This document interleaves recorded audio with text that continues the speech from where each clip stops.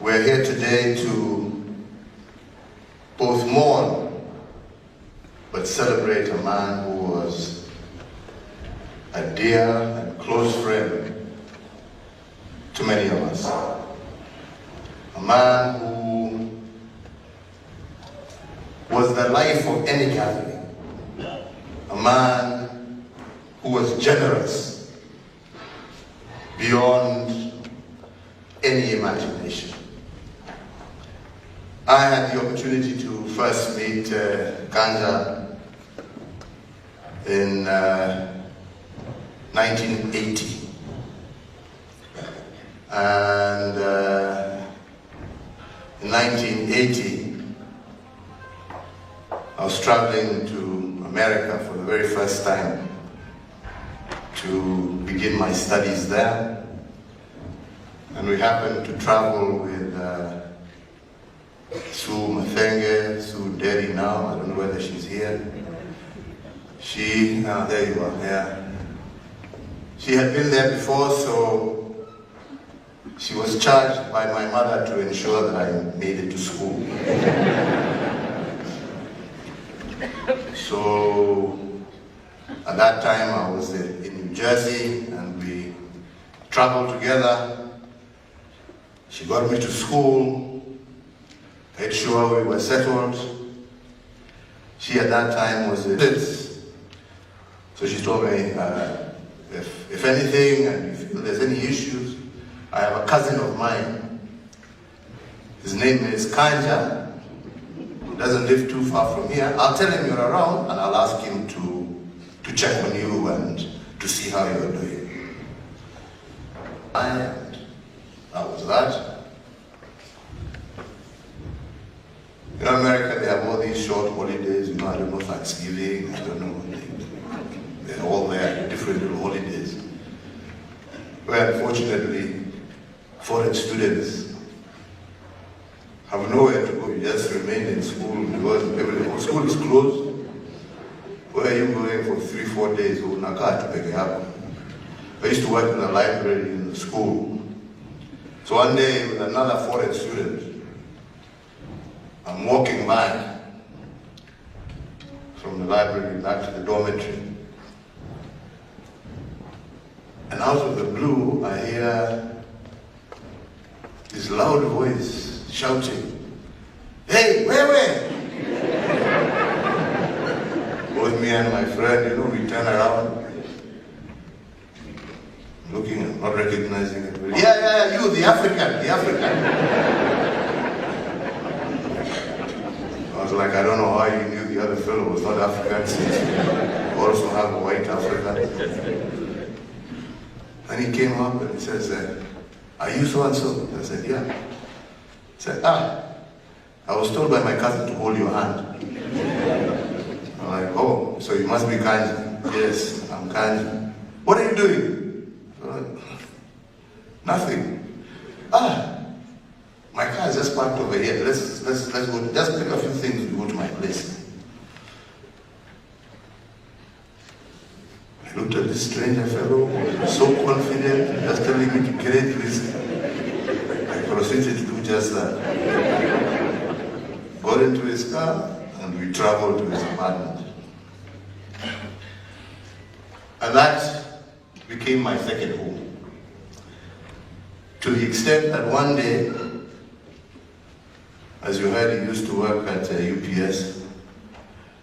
I took the train and traveled to Jersey City, where he was based. And I happened to arrive there. Kumbe Kanja had already gone to work.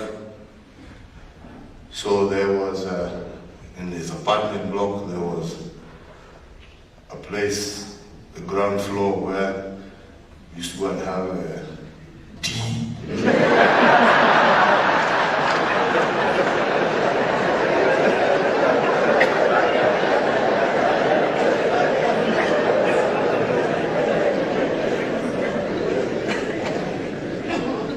So I decided I was going to wait for him there. So waited. Because I knew eventually when he came from work, he had to come through this tea place. He would find me there. So he came and he asked me, yeah. Eventually, yeah, how long have you been at? I've been here about a couple of hours. He said, hey, look, we have, what you do now, tomorrow morning, I'll sort this out so you don't have to always just wait for me. The next morning, he went, he made a copy of a key of his apartment, he gave it to me and told me, you know, whenever you're here, you just, and the couch is there, ni kwako nyumbani. And we started a relationship from that day to date. Came back, and we eventually came back home, got into partnership, various business ventures which we tried out. I eventually went into politics. Got into that. Kanja was still around, and in fact, during my very early days, he used to be one of my agents. And as you know, the party I belonged to those days was not very popular in my part of the world. So he has also eaten a few stones on my behalf. Being my agent. And we continued our friendship all the way through. I'll never forget even when I was president. Kanja would never address me as president. He would never address me as Your Excellency. As you heard, he had a nickname for everybody. Me, I was always, Papa, how are you doing? Then the other thing he was very good at is sharing, as you heard, you know. He was very active on his phone. So I can assure you I suffered immensely during my tenure as president, because any of these memes,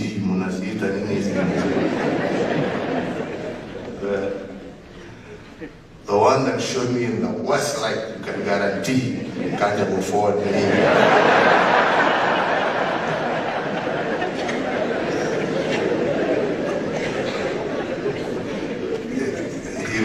He would ensure it's forwarded, and you know, with that, those emojis of laughing.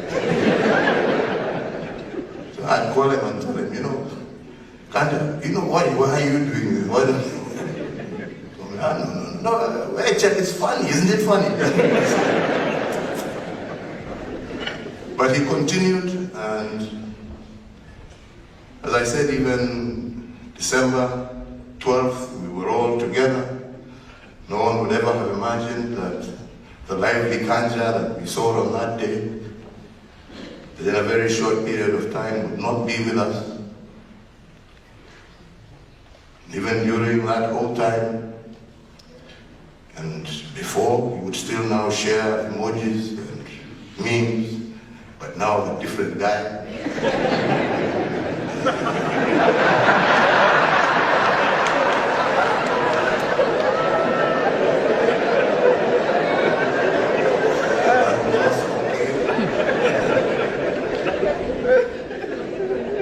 And in fact, the last message he sent me was almost, I think, the beginning of January.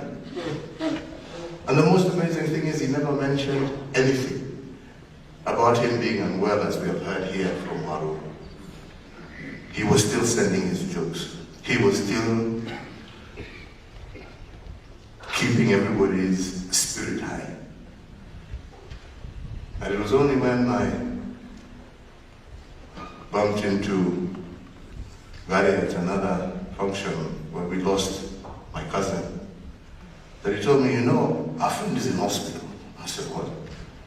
He told me, he's in hospital. I told him, like,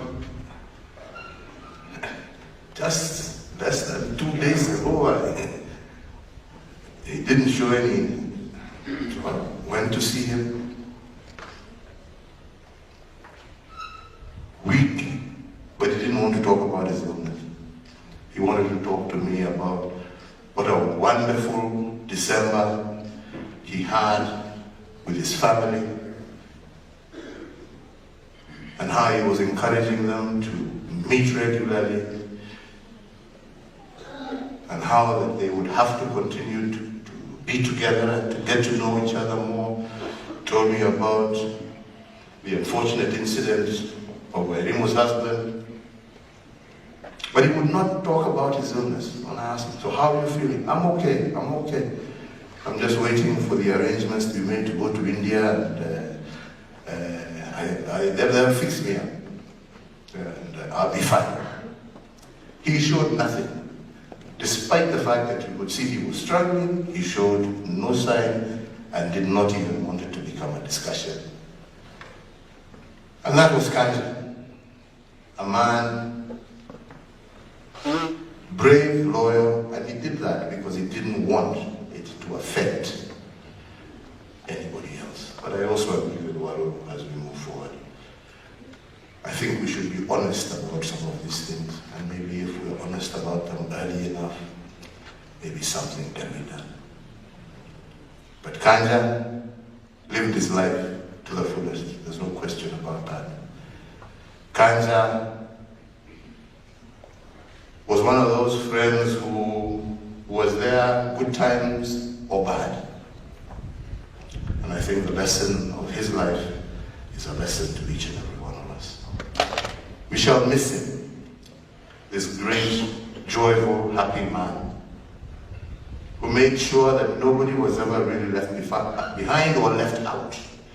Made you feel involved, made you feel loved, made you feel wanted, made you part and parcel of whatever was going on.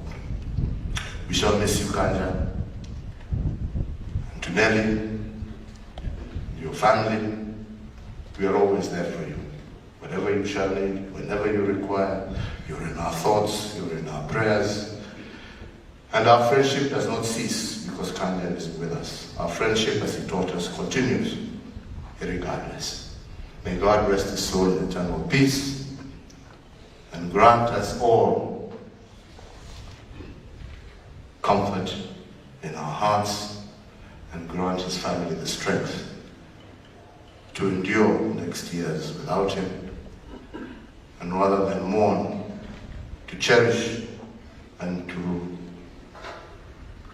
be happy about the moments that God gave you to be with this wonderful man. Mungu awabariki na walinde. Asante sana. Thank you so much, Your Excellency, for those moving words about a true friend of yours. Ladies and gentlemen, please, am I allowed to say have your seats? Please have your seats. We are now on the last tribute, and that will be a song by Elizabeth Njoroge. Liz, I see you coming. But also let me take this opportunity as they come down to say, I think Nick and Nairobi Committee and also with the family, I think we've done a great job in terms of who was able to speak today. There's been laughter, there's been memories, and I think Kanja would have wanted it that way. So kindly give yourselves a big round of applause. Thank you to those who spoke and for making it interesting despite the long sitting sessions. Please welcome Liz Njoroge.